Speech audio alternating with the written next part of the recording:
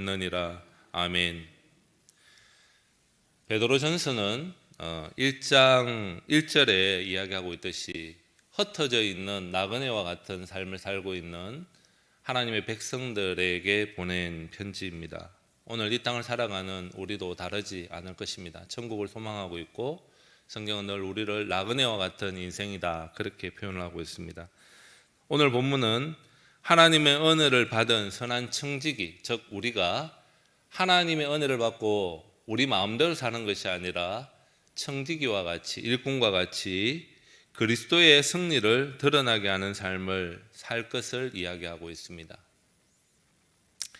그런 삶을 오늘 본문은 1절과 6절, 7절과 그 뒤쪽 11절까지를 나누어서 이야기를 하는데 두 곳에서 그런 청지기의 승리의 삶을 살아라고 이야기하는데 첫째는 불의한 세상이고 둘째는 교회 공동체에서 그렇게 살아야 된다. 흩어져 있지만 하나님께서 세상이 우리를 더 힘들게 하고 안정감이 없는 그런 상황에서도 세상에 대해서 청지기, 승리하는 그리스도의 그 복음의 가치에 맞게 살아야 되고 그뿐만 아니라 흩어져 있지만 하나님이 복음으로 예수 그리스도의 승리로 하나로 묶어주신 공동체 안에 교회 안에서 그 승리를 어떻게 드러나게 살아야 되는지에 대해서 이야기를 하고 있습니다. 4장 1절에서 6절 첫 번째는 불의한 세상에서 그리스도의 승리를 어떻게 드러내야 되는지 그 복음의 가치를 어떻게 드러내야 되는지를 이야기를 하고 있습니다. 그렇게 살기 위한 비결은 무엇일까요? 1절에 이야기하고 있듯이 그리스도의 고난을 받은 것 같이 그리스도께서 고난을 받으신 것을 마음으로 받아들이고 그것을 값없이로 삼아라 그렇게 이야기를 하고 있습니다. 세상에 많은 공격들이 있을 때 예수 그리스도께서 이미 고난 받으시고 그 고난을 따라 나는 함께 가겠다 그렇게 생각한 것을 값없이로 삼아서 그 세상의 생각으로부터 우리를 보호하고 승리의 삶을 또 복음의 가치를 세상에 드러내야 된다 그렇게 이야기를 하고 있습니다. 그 경험은 후로는 다시 사람의 정욕을 따르지 않고 하나님의 뜻을 따라라 육체의 남은 때를 살아야 된다. 남은 인생을 그 경험으로 살아야 된다. 그렇게 베드로는 우리에게 권면하고 있습니다. 이방의 뜻을 따라 행한 것 같은 음란과 정욕, 술 취함과 방탕함과 향락, 무법한 우상 숭배. 요즘 이 부분을 좀 잘 드러내고 있는데 인간의 생각으로는 도저히 이해가 되지 않는 그런 방법으로 우상을 숨기는 그런 것으로부터 자신을 완전히 분리시켜야 된다. 그렇게 이야기를 하고 있습니다. 오늘날과 그때 그 1세기와 다르지 않게 우상을 숨기는 사람들은 상식적으로 이해해서 도저히 이해가 되지 않는 일들을 하게 되는 거죠. 구약시대에는 인신제사, 특별히 자녀들을 신에게, 이방 신에게 바치는 그런 행동을 했을 뿐만 아니라 현대에는 상식적으로 이해가 되지 않는 신이라는 존재라고 한다면 상식적으로 이해할 수 없는 그런 행동을 하는 그 거짓 것을 쫓아가는 것을 이제는 중지해야 된다. 그렇게 이야기를 하고 있습니다. 그래서 그들이 함께 극한 방탕에 다름질하지 아니하는 것을 보고 이상하게 느끼는 겁니다. 옛날에는 예수 믿기 전에는 똑같이 행동했습니다. 돈이 최고라고 생각을 했고 명예가 제일이라고 생각을 했습니다. 그래서 같이 그렇게 살아가는 거죠. 꾀를 꾀하기도 하고 좋은 정보를 받기도 하고 그러면서 하나님이 기뻐하는 것이 아니라 내 인생이 추구하려고 하는 그 명예를 따라서 욕심을 따라 살아가다가 예수 믿고 난 다음에 그렇게 하지 않으니까 그들은 어떻게 합니까? 야 나도 저렇게 살아야 되겠다. 그렇게 하면 참 좋겠지만 그렇게 하는 것이 아니라 오히려 비방하고 공격하죠. 왜 그럴까요? 자신이 불안한 것도 있겠고 자신의 가치관이 맞지 않다고 생각하게 살아가는 그 그리스도인들을 공격함으로 그 불안을 떨치려고 하는 것이죠. 그럴 때 우리는 어떻게 됩니까? 오늘 1절에 나오듯이 그리스도의 고난을 다시 묵상하는 것입니다. 그 고난과 내가 함께 살겠다고 이야기했기 때문에 당연하지 예수님이 가르쳐 주신 그 십자가의 원리로 살고 복음의 원리를 산다 그러면 믿지 않는 자들이 내가 옛날에 그랬듯이 당연히 그들은 공격하고 맞지 않다고 이야기할 것이다. 그런 이야기를 하고 있는 것입니다. 그리고 또한 우리가 그 안에서 담대하게 그런 공격에서 담대할 수 있는 것은 5절에 그들이 산자와 죽은 자를 심판하기를 예비하신 예수 그리스도 앞에서 자신의 죄에 대하여서 완전히 직구하게 될 그 날이 있다는 것을 우리가 알고 있기 때문입니다. 이게 아멘이시죠. 지금은 약해 보이고 아무것도 같지 않은 것 같지만 예수 그리스도께서 십자가를 통해서 죄에 대하여 심판을 했습니다. 우리의 생애뿐만 아니라 산자와 죽은 자를 하나님께서 온전히 심판하는데, 여기서 산자와 죽은 자는 우리가 이제 보통은 두 가지로 생각할 수 있는데, 하나는 예수 믿지 않는 사람과 예수 믿는 사람, 산자와 죽은 자를 이야기를 할 수 있겠죠. 근데 여기 본문에서는 이미 살아있는, 베드로 시대에 살아있는 사람들과 이미 죽은 사람들 모두를 하나님께서 심판하실 것이다. 그리고 자기의 죄를 직구하게 되는 그런 상황이 오게 될 것이다 생각을 하게 되는 것이죠. 그래서 6절은 죽은 자들에게 또는 복음이 전파돼, 죽은 자들에게도 복음을 전파한다라고 이야기를 하는 거죠. 여기서 죽은 자는 뭘까요? 지금 베드로의 시대보다 그 전에 이미 그 상황에서 죽어 있는 사람들에게도 복음을 전가해서, 육체로는 사람으로, 사람 자신으로서의 어떤 심판을 받게 되지만 영적으로, 예수 그리스도 안에서의 영적으로 하나님을 따라 살게 하기 위해서 우리를 그렇게 불러주신 것에 대해서 잊지 않는 것이라는 거죠.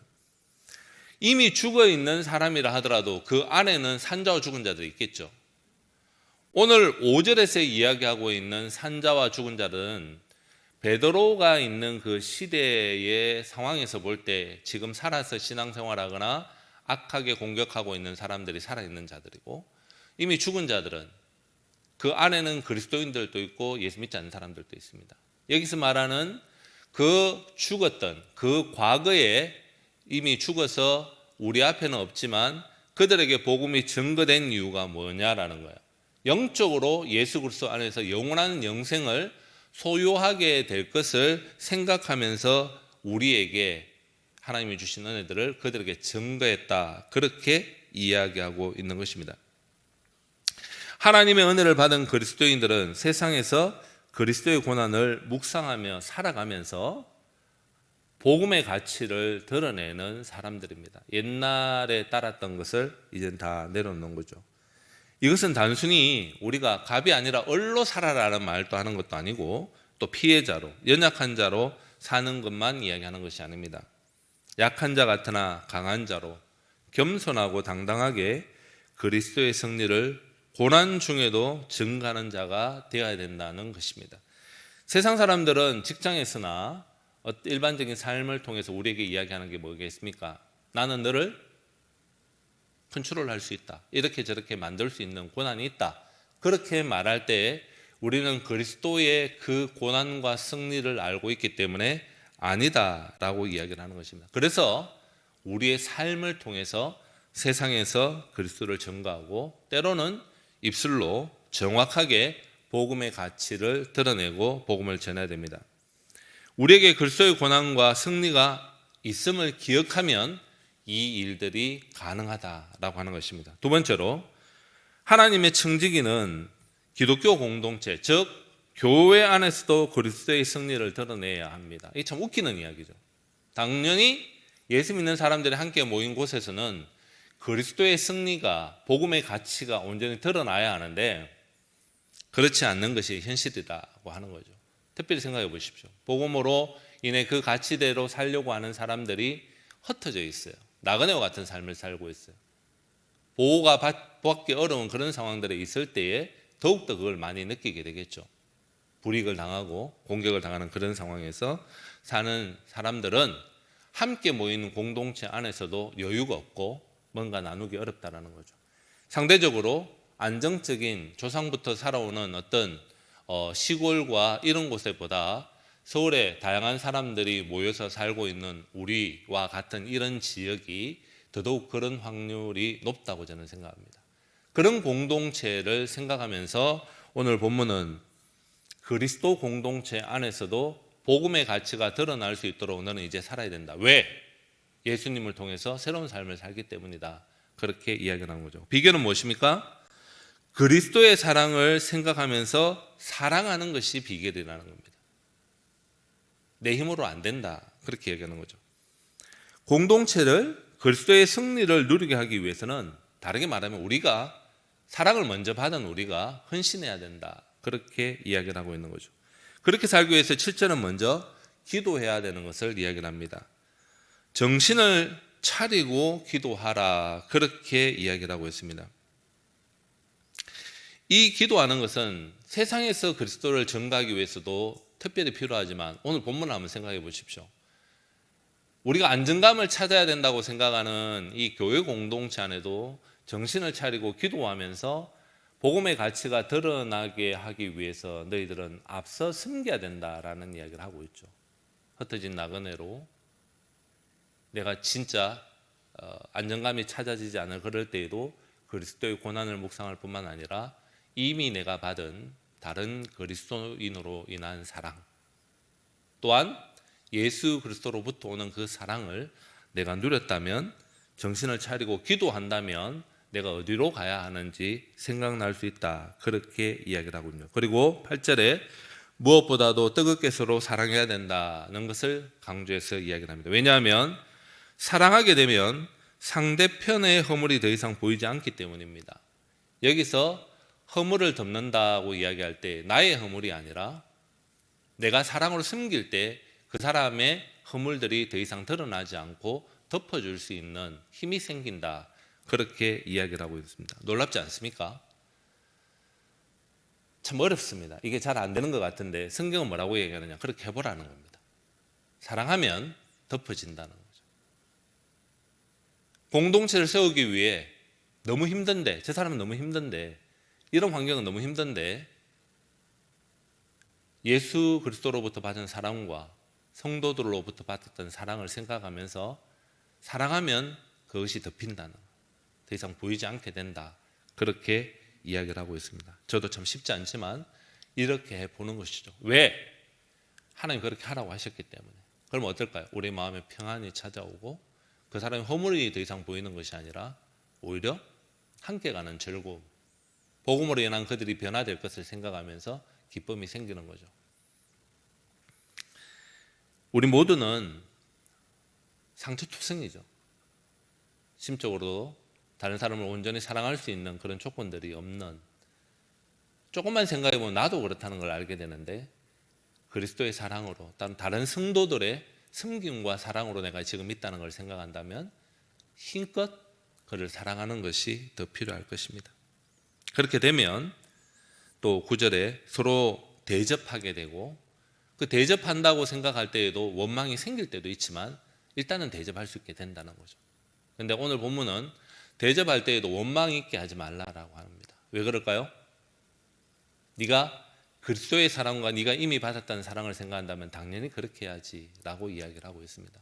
이때 당시만 하더라도 여관 시설이나 이런 것들이 잘 되어 있지 않을 뿐만 아니라 다양한 음란한 이런 것들이 노출되어 있는 상황에서 복음을 증가하는 자나 여행하는 그리스도인들이 안정감 속에서 생활할 수 있도록 그를 환대하는 것 자체는 복음에 있어서 너무 중요합니다. 그러나 흩어져 있는 나그네로 살아가면서 생활이 녹록치 않을 수도 있고 여러 가지 조건이 어려울 수도 있겠죠.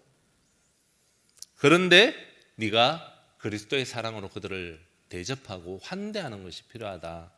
그걸 통해서 사실 우리는 그리스도의 사랑을 내 속에서 다시 확신하고 힘을 얻게 되는 은혜 또한 있게 된다는 거죠.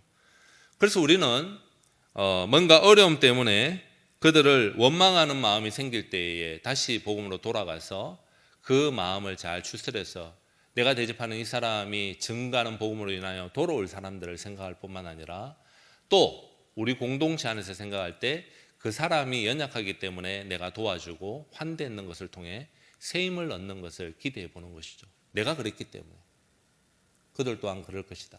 우리 주위에는 나그네의 삶을 살고 있는 사람들이 참 많습니다. 특별히 이 대학가들이 많잖아요. 우리 주위에는 유학생들이나 또한 외국인들, 이주민들이 많습니다. 우리 교회 근처에는 몽골 국제학교가 있지 않습니까? 우리 교회에는 또 몽골인 집사님 부부도 있습니다. 자녀도 우리 주일학교에 나오기도 하고, 또 지난 주일에는 또 몽골 SFC에서 졸업해서 대학원 다니는 자매가 우리 교회에 방문하기도 했습니다. 아마 이제 우리 교회를 출석하게 될 건데, 그런 사람들을 생각하고 돕게 될 때 하나님은 우리에게 원망 없이 대접하고 생각하게 될 때 그리스도의 사랑이 다시 살아나게 되는 것을 이야기합니다. 그럴 때에 하나님의 영광을 드러내는 공동체로 회복이 된다는 겁니다. 서로가 용납하고 섬기고 사랑하게 되기 때, 이럴 때 생각하면 우리가 너무 큰 것을 생각하지 말고 칭찬 한마디, 사랑할 수 없는 그 사람들에게 다가가는 거, 먼저 이야기해 주는 거. 여러 가지 복잡한 게 있을 겁니다. 이거 뭐 얽혀서 어떻게 하나, 하나님께 맡기십시오. 이게 중요한 것 중에 하나가 뭐냐면 내가 할 수 있는 만큼 섬기는 원리를 배우는 것입니다. 하나님의 절대 주권과 믿음이 있다고 한다면 내가 그 사람을 다 섬겨야 되는 것 아닙니다. 섬길 수 있는 만큼 섬기는 겁니다. 그 다음은 기도하고 하나님께 맡기는 거죠. 저는 사실 이게 참 어려웠습니다. 대학생들을 가르칠 때 가난한 애들이 많이 있다 보니까 가난하게 사는 간사로서의 삶을 살고 있는데 이 친구들의 등록금이나 생활비를 내가 어떻게 하나라고 생각할 때 하나님께서 기도하는 가운데 그런 말을 하더라고요. 허간사야, 허목사야, 내가 걔들을 키운다. 너는 네가 최선을 다해서 섬길 수 있는 만큼만 섬기면 된다. 우리의 그리스도인들이 선교에 대해서도 전도에 대해서 다른 사람을 세우는 일에 구제하는 일에 대해서도 제일 문제는 뭐냐면 우리가 아예 안 한다는 겁니다. 아예 할 수 있는 만큼 하는 거죠. 5천 원을 해도 괜찮고 나머지는 하나님께 채워주실 거라고 믿는 거죠. 라면 한 그릇 같이 먹으면서 위로하고 격려하고, 그렇게 할 때, 환대할 때 하나님의 나라가, 하나님의 복음의 가치가 우리 가운데 생기게 된다. 그래서 이 일을 위해서 우리는 10절에 각각 은사를 받은 대로 하나님의 여러 가지 은혜를 맡은 선한 청지기 같이 어떻게 해야 되냐, 서로 봉사할 수 있다 말합니다. 일방적으로 하는 것 아니죠. 서로 돕는 거죠. 지금 당장 그 사람이 나를 돕지 못한다 하더라도 다른 사람을 통해서 저를 돕죠. 우리를 돕죠. 전 똑같습니다. 저는 또 아들하고도 좀 떨어져 살기도 하고 이렇게 하는데 하나님이 다른 사람을 통해 그를 또 위로하고 격려하고 신앙을 가르치고 한다고 생각을 합니다. 저 또한 어떻게 합니까? 제가 지금 당장 가르쳐야 될 친구들을 최선을 다해서 가르칩니다. 제 아들을 가르치듯이. 다양하게 하나님은 우리 공동체 안에서 그런 은혜가 흘러가도록 하는 것입니다. 받았던 은혜를 나눠줄 때 대를 이어서 다음 세대가 하나님의 복음으로 세워질 수 있는 것이죠. 그러면서 마지막으로 공동체에서 대표적인 어려움을, 섬길 때 어려움 두 가지를 이야기를 하고 있습니다. 무엇입니까? 11절에 말하는 것과 봉사하는 것에 대해서 이야기를 하고 있습니다. 너무 중요하잖아요. 공동체가 세우기 위해서는 이 두 가지가 있어야 되는데, 그러면서 베드로는 하나님의 말씀을 하는 것 같이 말을 해라는 겁니다. 격려하고 위로할 때 내가 딱 다른 사람을 대하고 이야기할 때 생각해 보세요. 내가 하나님의 말씀을 선포하듯이 이야기를 하고 있는가? 하나님의 사랑과 사랑이 담긴 권면을 하고 있는가? 아니면 내 감정에 이끌려서 하고 싶은 이야기를 하고 있는가? 그걸 잘 생각하면 공동체를 세우는 말인지 무너뜨리는 말인지 알 수 있다는 거죠. 봉사할 때도 똑같습니다. 사실은 웨스트민스터 신앙고백에서 우리 교회가 받아들이고 있는 그 신앙고백서의 16장에 보게 되면 선행에 관하여라고 하는 부분이 나오는데 핵심이 뭘까요? 우리가 구원의 은혜 받은 것 외에 특별한 은혜를 통해서 특별한 은혜를 받을 때에 제대로 섬길 수 있다, 선행을 할 수 있다라고 말하는 것이죠. 이 말은 내 힘으로 뭔가 했다는 말을 우리는 봉사에 있어서도 절대로 하면 안 된다라는 거예요. 하나님 주신 힘으로만 가능하다. 다르게 말하면 앞에 말하듯이 기도해야 되죠. 내가 이렇게 사람을 섬길 때에도 내 마음대로 섬기는 게 아니죠. 하나님이 주신 공급한 힘으로 하기 때문에 그 사람의 입장을 생각합니다. 내 마음대로 돕지 않습니다. 그 사람의 상황을 생각합니다. 그래서 세상과 다르게 교회는 도울 때에도 기술이 필요합니다. 사랑으로 담겨있는 섬김이 필요하고 반대로 받을 때도 똑같습니다.